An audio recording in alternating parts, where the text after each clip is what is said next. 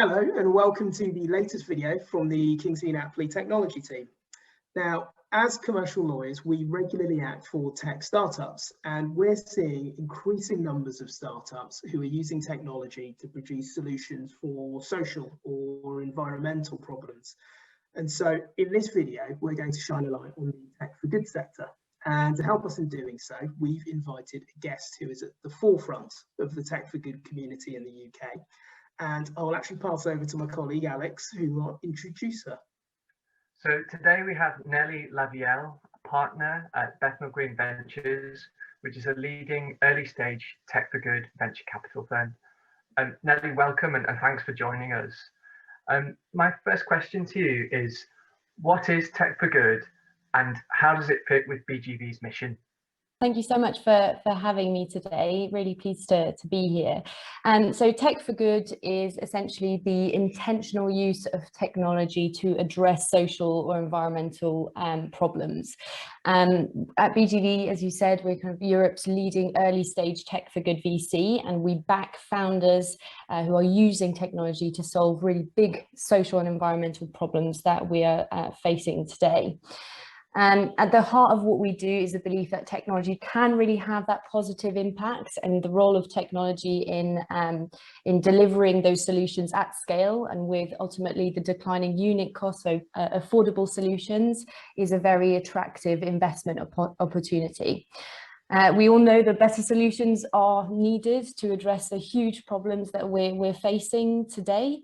And we're also seeing it's also a great investment opportunity. We're seeing the consumers asking for more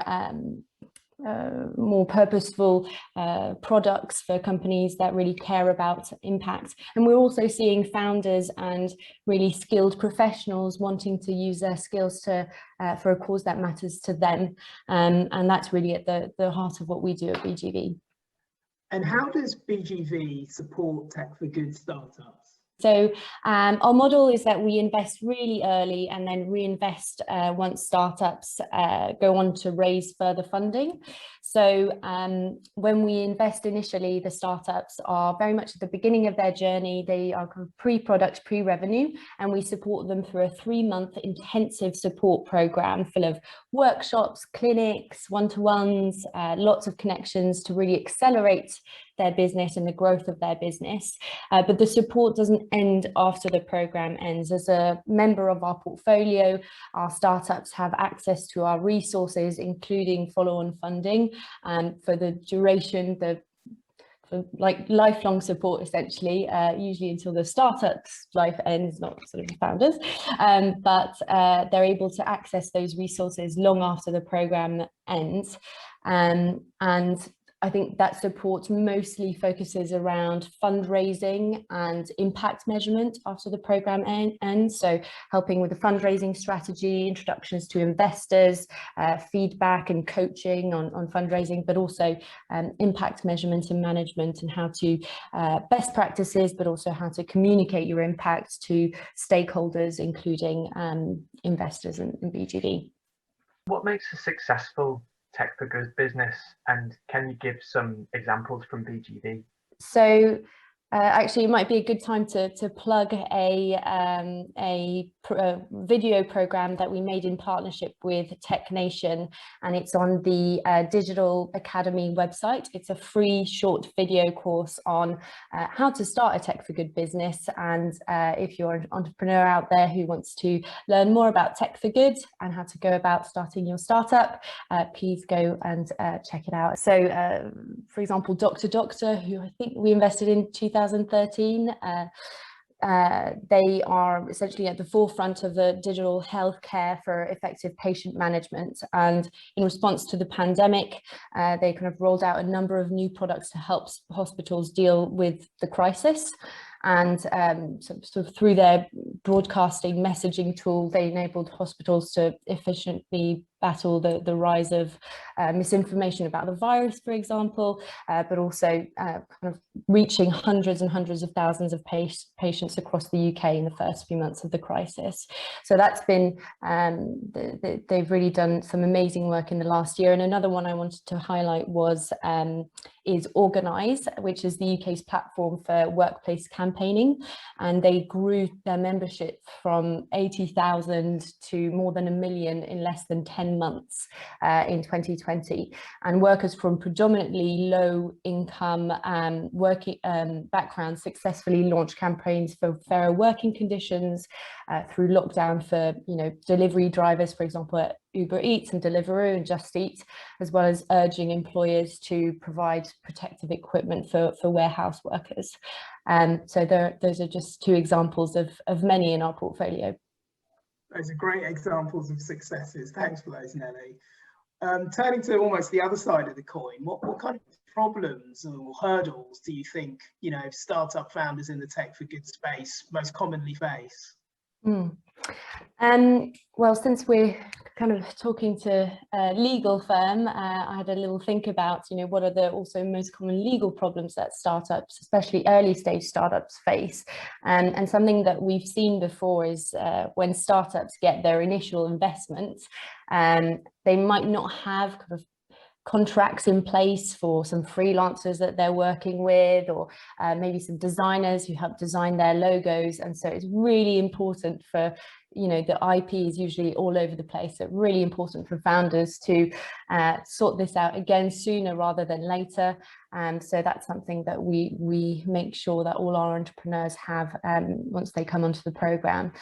And I think, you know, one of the main reasons startups fail will be related to the founding team, either a difference in vision, or you know, falling out, or just disagreements on how to run the business.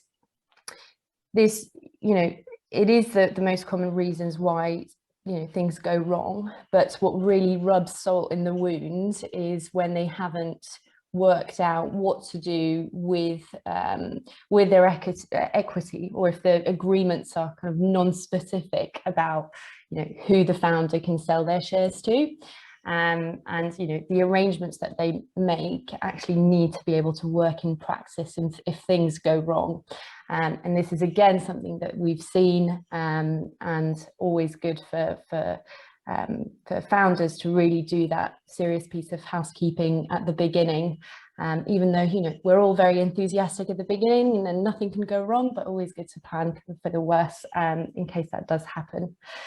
So yeah. Could I ask what's been going on at BGV during the lockdown times of the pandemic? We have continued investing in and supporting early stage founders, running, we're about to start our third ever remote program. So that was definitely a change in working conditions, just like everyone. I remember thinking how, you know, it would be completely impossible to start businesses remotely and everything, but I think we've really done, if I may say so, a really good job at running programs remotely, and our founders have continued to build successful businesses, which has been great. And really we've witnessed, I mentioned a few examples earlier, but an incredible response from our portfolio, you know, in the time of the pandemic. So, you know, although they weren't entirely immune from the economic challenges brought about by the pandemic, we have also seen quite a few teams successfully raise funds in the last year, and we've really focused our portfolio support efforts to help them get across the line, especially those that were struggling financially. Building on that, what does the future hold for BGV? So we're just closing our third SEIS EIS fund for individual investors that are looking to invest in early stage tech for good startups and claim various tax reliefs at the same time. But essentially we want to continue to raise more money. As I mentioned before, the general interest in tech for good investment is growing, and you know, we've been at the forefront of it for a while now, and hope to continue being the go-to investor for tech for good in London. Brilliant. Nelly, thank you very much for joining us. You've been absolutely fantastic, and thanks for shining a light on tech for good. Pleasure having you. Thanks for having me.